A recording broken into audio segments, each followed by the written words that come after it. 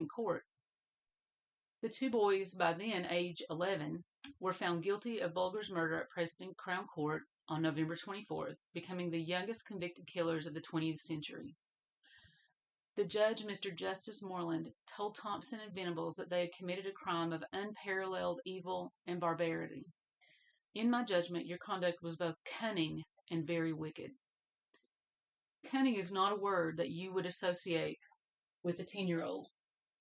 It's nothing that you should associate with a 10-year-old. And for a judge to use that terminology really does speak towards the unbelievable trauma that they put this 2-year-old child through.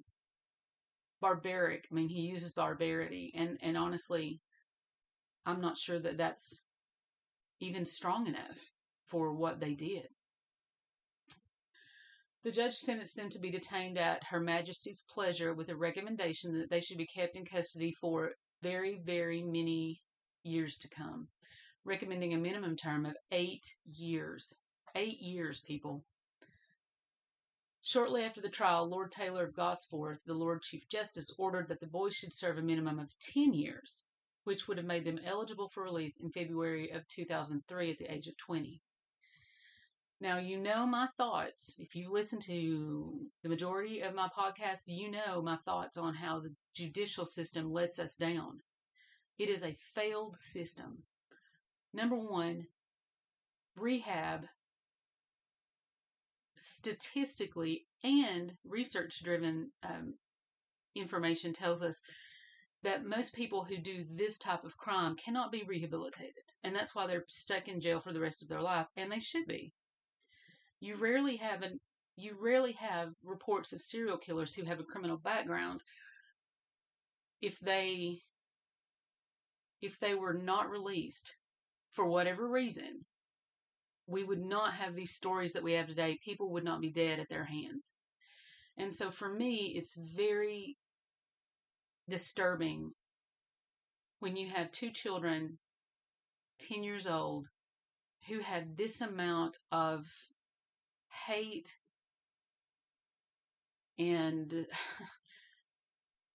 the ability to do the things they did to that poor child and give them 10 years.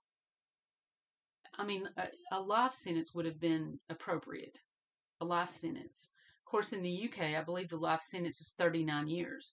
So these boys were young enough, they'd be 49 when they got out, right? Or 50 because they were 11 when they were sentenced. So really, that's not a lifetime. It's not a lifetime. They can get out at 50 and live another 40 years maybe. So I just don't see justice in that. I really don't.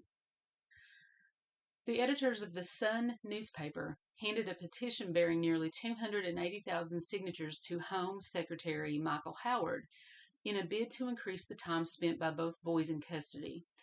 This campaign was successful, and in July of '94, Howard announced that the boys would be kept in custody for a minimum of 15 years, meaning that they would not be considered for release until February of 2008, by which time they would be 25 years of age. Again, this is unprecedented. It is so rare that you have public outcry that influences a judge to change a sentence. I mean, obviously, you've probably seen in other cases, if you follow these things, where people are outside picketing, or there's all this media coverage and everyone's just outraged about things that happen, but it typically doesn't make its way into the court to cause any kind of consideration, because that's why we have a jury, right? There's usually a jury of 12, and it's, a jury of 12 of the peers, per se, of the victim, or not the victims, but the perpetrators. And so we allow them, those 12, to make that general decision for all of us. That's what that's for. But in this case, the judge allowed 280,000 signatures from around the community to alter his decision. And this comes into play a little bit later there's a lot of things in here that's unprecedented that have been. That's why it's such a long story. They just keep coming back to different things and coming back to court. Lord Donaldson criticized Howard's intervention, describing the increased tariff as institutionalized vengeance by a politician playing in the gallery.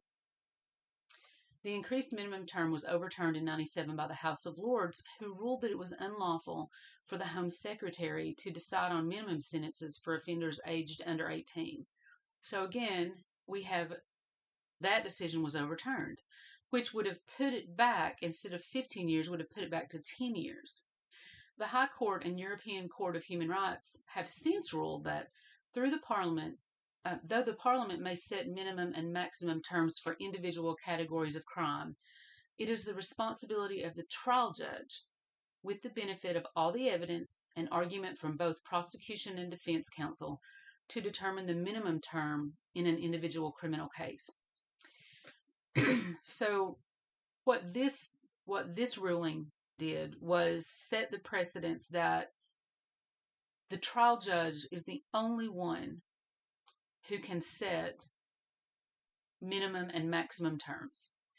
And that's the way it should be. That's the way it is in the United States. I mean, we have parameters on all of these.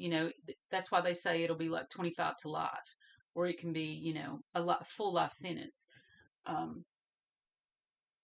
There are parameters in which the judge can use his own discretion and information that he has, mitigating factors, if you will. So, that's why we have judges in those seats. We trust them to do what is right and to follow what is the law. So when they actually change that rule in Parliament, it, from there forward, it should protect victims from having the perpetrators of the crime being out in a very short amount of time. The case led to public anguish and concern at moral decay in Britain. Tony Blair, then was the shadow Home Secretary, gave a speech in Wellingborough on February 19th saying that we hear of crimes so horrific they provoke anger and disbelief in equal proportions. These are the ugly manifestations of a society that is becoming unworthy of that name. Prime Minister John Major said that society needs to condemn a little more and understand a little less. The trial judge, and let me go back.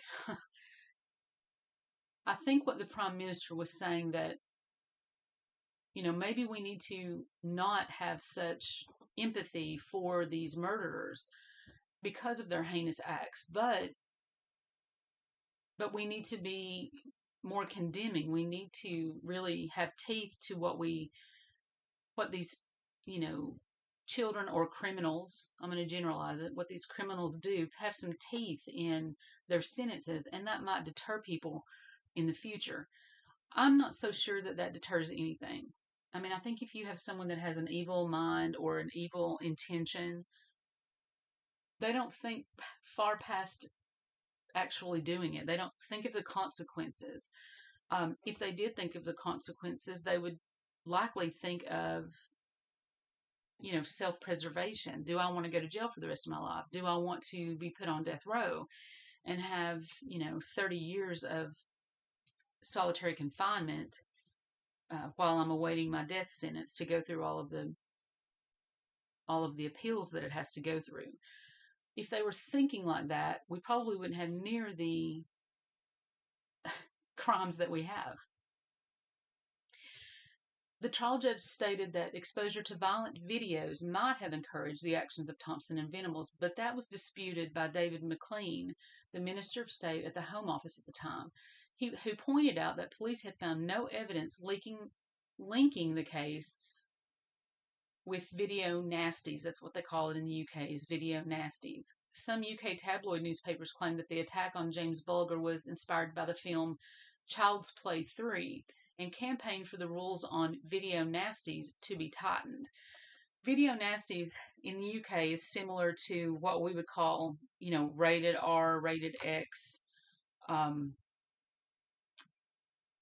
things that aren't necessarily legal. Snuff films, certainly certainly shows that children should never be allowed to watch. And it doesn't really matter. Um, it doesn't really matter if they tighten the rules on it or not, because we see here that the newspapers, they campaign for the rules to be tightened. In other words, that not anybody can just go rent this type of movie or watch this type of movie because of their age. There's no way to really police that. The only way you could police that is if you had a Blockbusters and a kid walks up and has in his hand, for example, Child's Play 3, and you say, okay, I need to see proof of your age, and the kid is 10 years old or 16 years old, and the regulation on that type of movie is anyone under 18 can't watch it. That's the only way to police it. How often do you think that happens?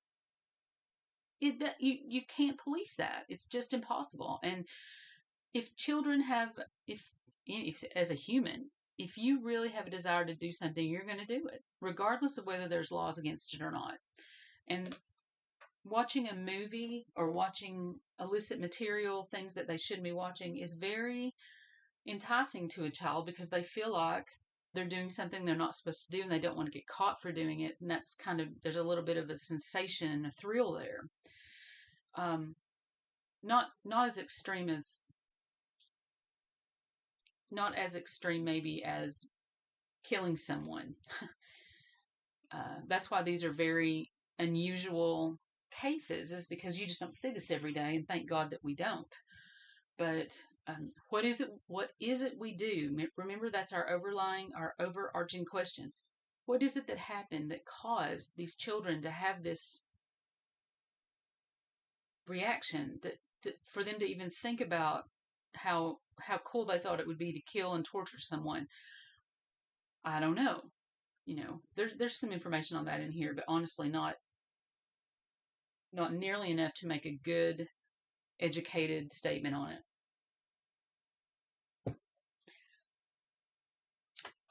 So Inspector Ray Simpson of Merseyside Police commented, "If you're going to link this murder to a film, you might as well link it to The Railway Children," which is another film. The Criminal Justice and Public Order Act in '94 clarified the rules on the availability of certain types of video material to children. So the argument that Ray Simpson had was, what I just said. You can say that a murder or an event took place specifically because of this, and this. But there's really no way to do that and be accurate. You may as well link, he says, to The Railway Children. If you're going to say Child's Play 3, don't leave out the other people. Let's say it's the Railway Children also. Maybe they watched that. Maybe they were influenced by things that we don't know, and certainly things that we didn't intend for them to ever see. But unless we do something to tighten up that, it's not going to change, And today, I know if you're not in the education and you're listening to this, I just want you to know, every single year, I have been in education. I've been in education 26 years. At least one child, especially around Halloween, this time of the year, they come in and I'm talking about preschoolers, first, kindergarten, second, third. Those are typically the grades that I'm working with.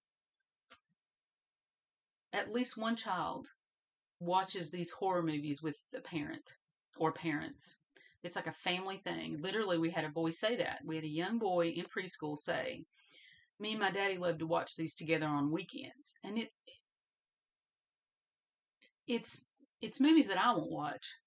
And I mean, I look at a lot of graphic stuff. I read a lot of graphic stuff. I look at a lot of, not a lot because I can't take too much of it, but I do look at some of the crime scenes because it really does help you look into the psyche of the person who committed those murders and what their thought process was during that murder and after. So I do look at those from a research point of view, but I certainly don't look at them for pleasure. And this specific child, was so proud of the fact that he got to watch these horror films with his dad on the weekends. And I don't know what